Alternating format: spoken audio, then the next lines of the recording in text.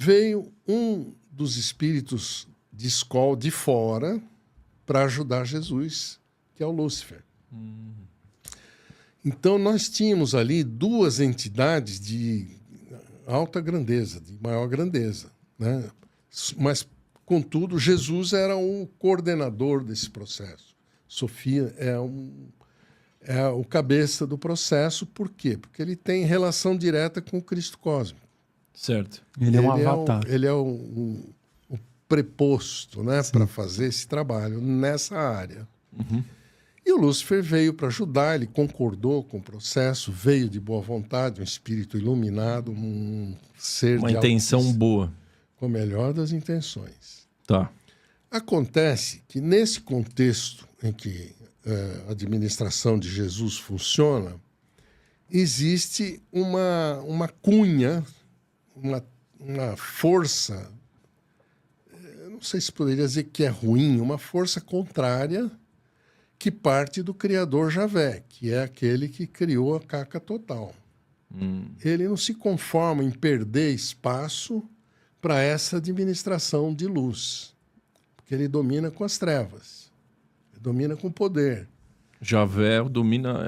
Com a ignorância das pessoas. Ele é o dono das marionetes. Das marionetes. Né? Como ali na capela a administração fugia do domínio, do comando dessa estrutura, o Javé abriu os olhos. Espera lá, ali tem um negócio que está me incomodando. Isso aí não está bom para mim. Então, aí é que ele vai... Só que como ele não acessa Jesus, porque Jesus já é um espírito iluminado, ele vai atrás de um auxiliar, digamos, não tão iluminado, que era o Lúcifer. Que tinha ainda uma brecha, assim. Tinha uma brecha. E ele coopta Lúcifer para as fileiras dele, Javé. E qual é a barganha que Javé ofereceu para Lúcifer? O reino da terra. Então, quando os exilados desse projeto todo da capela, toda essa turma que fracassou, que fez coisas equivocadas no ambiente da administração capelina, veio para a Terra exilado ou compulsoriamente colocado aqui para se curar de doenças, como se fosse um hospital. Quando a Terra ficou com essa... O Chico disse que são 20 bilhões de almas. Caramba. Que estão na atmosfera terrestre, a maioria exilados. Contando as encarnadas, os 20 bilhões. Não, tirando... Na época que nós ouvimos essa notícia, tinha 1 bilhão, 1 bilhão e meio de pessoas, década de 60, o Chico falou isso. Era 2, não chegava a 2 bilhões. Hoje, né, uma coisa... Ou seja, quase a metade já reencarnou. Já encarnou. Há uma mudança aí de patamar. Então, quando o Lúcifer veio para cá, ele veio para controlar esses 20 bilhões de almas em nome de Javé. Como eles estavam exilados, estavam sem a autoridade de Jesus, foi fácil para ele cooptar gradativamente os espíritos para servi-lo. E é aí que começa a surgir na Terra civilizações, uma brigando com a outra, uma querendo conquistar a outra, e você vê que houve civilizações que se sucederam por guerras, por algo que está acontecendo na atualidade conosco, que é a degradação moral, né? Essa licenciosidade, esse prostíbulo ambulante que a Terra se tornou, isso foi motivo das quedas do Império Romano, Império Persa, todos os impérios anteriores, os 5, eles caíram por causa dessa degradação, dessa moral, permissividade, né? Porque a sociedade precisa se estruturar dentro de colunas, dentro de uma estrutura que eleva... De valores. Né? E segue uma hierarquia não de autoridade poderosa, mas de amor, uma autoridade de bem, que promova o bem-estar para o que está embaixo. Sim. E essas sociedades, quando elas evoluem e crescem, se ela é minada por baixo por uma força oculta, ela desaba, ela colapsa. que é o que está acontecendo com a gente hoje. Então tem uma força oculta trabalhando por trás. Terrível. Você vê, a gente vê na mídia, vê nas escolas, nas universidades, um trabalho sistemático de corrupção, de mensagens negativas para o jovem, a juventude toda sem rumos, perdida, é sexo livre, não tem um propósito na vida de construir algo maior, né? Não tem uma noção de espiritualidade, é o hoje. Né? É gozar hoje porque amanhã não tem mais, é o carnaval. Um materialismo exacerbado. Na sua forma mais primitiva, que é o sexo. Sim. Né? O sexo hoje comanda todas as emoções. A pessoa emocionada, ela cai no sexo assim, num piscar de olhos. Quando vê, já foi. E você vê a juventude aí embalada, né? Toda ela se perdendo. E por trás disso tem um plano seria Javé com Lúcifer, alguma coisa assim, ainda? Então, agora que a gente tem que retroceder, né? Por quê? Quando Jesus, lá na capela, Sofia, percebeu o problema que havia na Terra, que os exilados todos estavam sendo cooptados por uma força negativa, Jesus veio, teve segundo Chico, 2 grandes reuniões na atmosfera do planeta para ver o que vai fazer com essa turma. Como é que vai solucionar esse problema, porque eles estão corrompidos. Né? Além de exilados, doentes, estão corrompidos. Não tem saída para isso. Né? Não tem rumo. Né? E dessas reuniões, desses espíritos superiores que estabeleceram as leis de evolução nessa região da galáxia, se tentou com dilúvio, se tentou com as eras de degelo na Terra, tudo para ver se isso aqui, limpando, fazendo um reset, uma limpeza, começando do zero outra vez, se construísse algo novo sem aquelas corrupções todas. Né? Então, quando Jesus viu que tudo que começava aqui já começava corrompido, já começava sem base estrutural, o que ele fez? Ele falou, eu vou lá para dar o exemplo. Eu vou me sacrificar para dar um roteiro de como sair dessa coisa. Passar os ensinamentos diretamente. Até Jesus, o que acontecia? A turma do Lúcifer e a turma do Javé instalou no coração de cada ser aqui a semente do mal, a semente do poder. Todos querem ganhar a qualquer preço, todos querem levar vantagem a qualquer preço, todos querem dominar. Esse impulso de posse, de domínio, de poder, é uma semente do mal plantada no coração da gente por Javé através de Lúcifer. Caramba. Nossa. O Lúcifer comandava esse processo e ia tocando. Aí, o que acontece? Quando Jesus percebeu que o problema não é mais externo, ele está no interior das pessoas, o que ele fez? Eu vou lá semear o amor no coração das pessoas para que o conflito fique dentro de cada um. Que é o que acontece hoje. Todos nós temos esse conflito dentro de nós. Como se fosse o bem versus o mal dentro da gente. As forças do Javé, que está instalada no nosso DNA, e as forças do amor que estão instaladas no nosso corpo espiritual. Então, há essa dicotomia, esse conflito entre matéria e espírito. Então, a semeadura espiritual, feita por Jesus, ela conflita com a semeadura do mal feita no DNA pelo Criador. E todos nós temos que lidar com esse conflito. Aqueles que conseguem fazer por si mesmo, por conta própria, com o próprio esforço, com a única responsabilidade dela, pessoal, sem ninguém atuar, ela consegue fazer o bem, submeter o mal, quando ela consegue controlar as emoções perturbadas, conflitantes e deletérias. Então, a pessoa que controla a emoção, ela controla o mal. Porque o mal, ele atua por primeiro impulso, por impulso. Quando você vê, já levou o impulso. Se você não tem esse controle, o que acontece? Esse impulso toma conta. Sim. Mas se a semente do bem já frutificou em vocês, você controla. Você tem mais autocontrole sobre suas emoções. Você segura a barra, peraí, isso é bom para mim, isso faz bem, isso vai ajudar quem, qual a consequência disso. Você tem um senso crítico de analisar o impulso. É outra visão, né? É outra visão. Então, nós todos, não há uma única criatura vivente no ser humano que não tem esse conflito.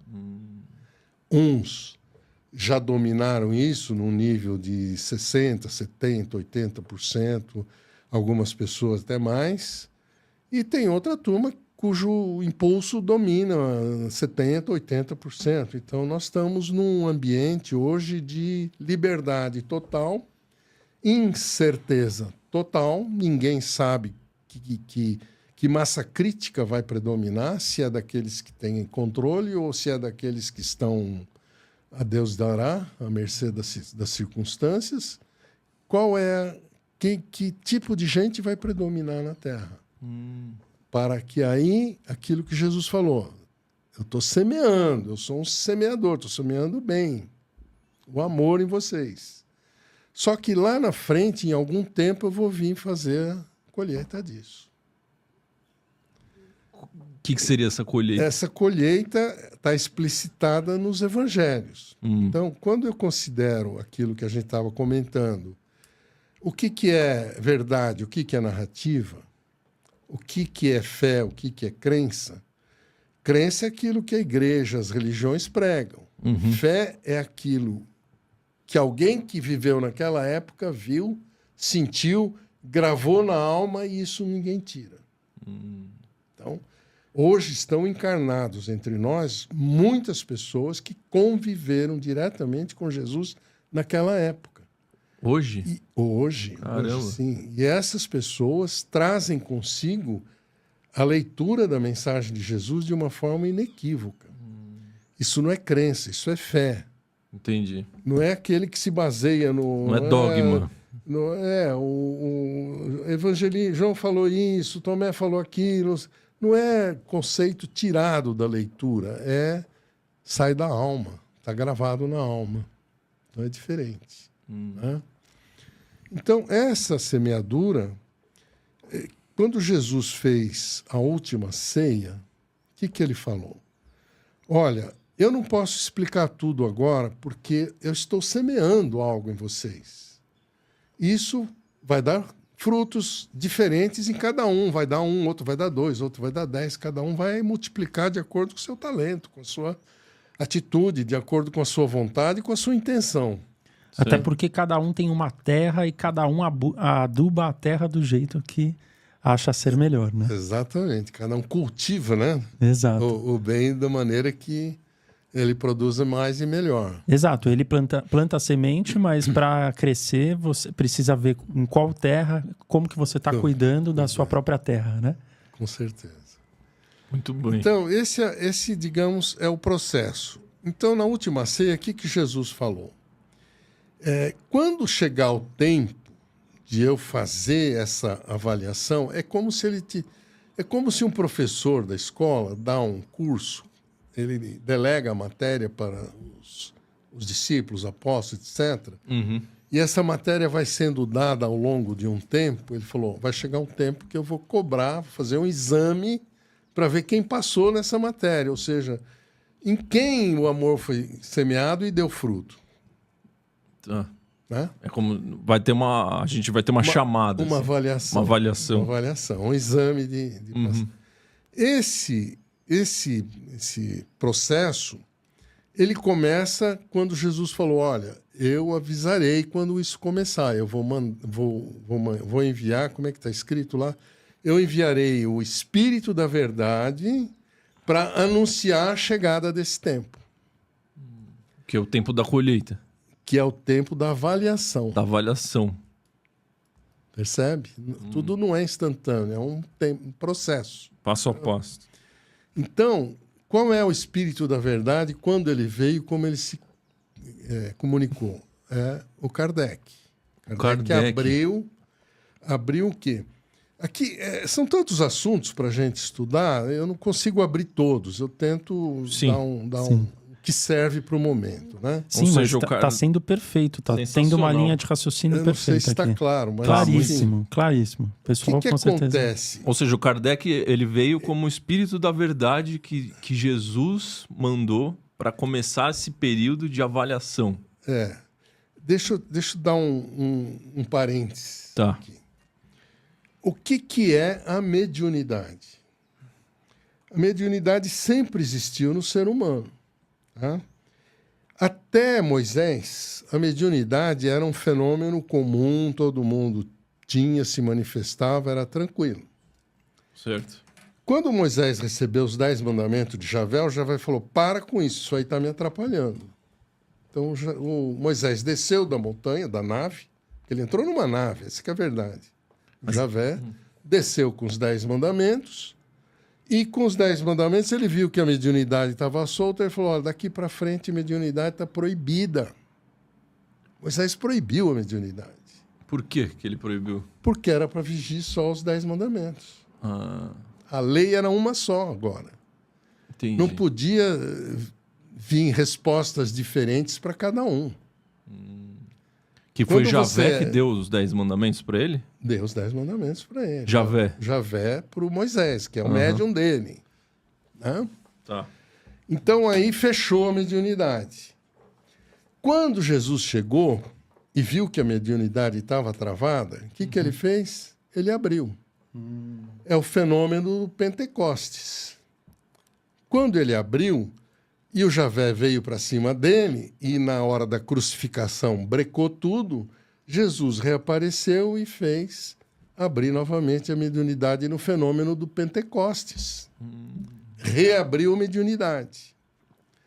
Mais tarde, na Idade Média, depois que o Império Romano do Ocidente caiu, os padres da Igreja Católica, quando se criou o catolicismo lá para o século V, o que aconteceu?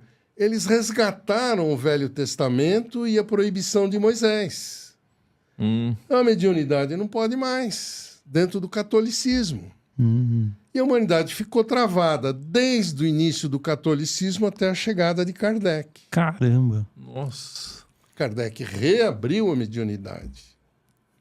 Para quê? Para que cada um pudesse se avaliar de modo próprio. De dentro. De dentro e em consonância com seus mentores, com a sua egrégora espiritual, de acordo com o que ele semeou. Perceberam isso? Não, maravilhoso. Né? Então, o que acontece? De Kardec para cá, inaugurou-se esse período de avaliação individual. Ela não é coletiva, ela é individual. Ela é coletiva por consequência da massa crítica, mas a nível individual é que ela funciona melhor. Então, esse processo ele vai até quando? Até aquilo que está escrito no Apocalipse. Quando esse processo de abertura mediúnica, reabertura mediúnica do ser humano, de passar o tempo necessário para que ninguém mais possa negar a existência do Espírito, ninguém vai poder negar a existência do Espírito, nem da vida de fora. Então, quando chegar esse momento, Jesus falou, eu voltarei com os meus anjos, com a direita do meu Pai, para separar o joio do trigo, separar os bons dos maus, de acordo com o que cada um fez com as sementes que está dentro dele. Esse é um ótimo ponto, porque, Narras, a gente tem uma visão aqui no Lean, a gente traz pessoas de várias vertentes, né?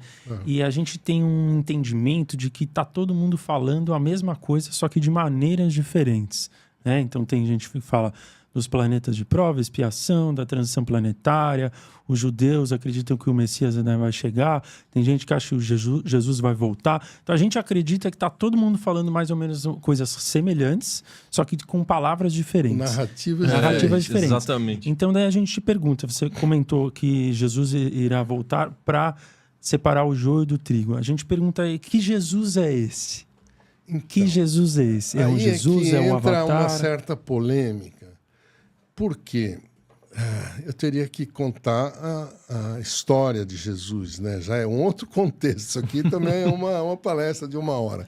Mas vamos resumir, sintetizar o máximo que puder. Como é que foi a vinda de Jesus?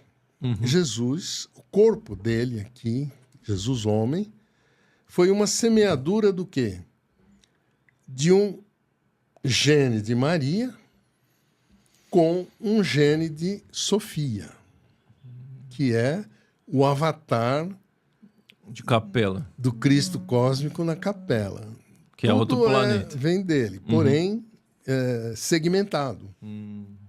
Então você tem o corpo de Jesus com uma parte, né, da genética, você tem a parte da genética humana, uma parte da genética do plano espiritual, que é do Sofia, e tem o espírito dele incorporou nesse projeto. Tá. Então, uma união perfeita, né? Uma união perfeita. Mas é um espírito habitando uma alma, cuja alma habita um corpo. Certo. Que é o que acontece com cada um de nós. Né? O espírito habitando uma alma e uma alma que habita o corpo. Tá. O que nós somos? Cada um de nós. Nós somos um corpo, uma alma e um espírito. Né? Acho que é um certo consenso nisso. O corpo é uma criação de Javé, é fruto do DNA. DNA, sim.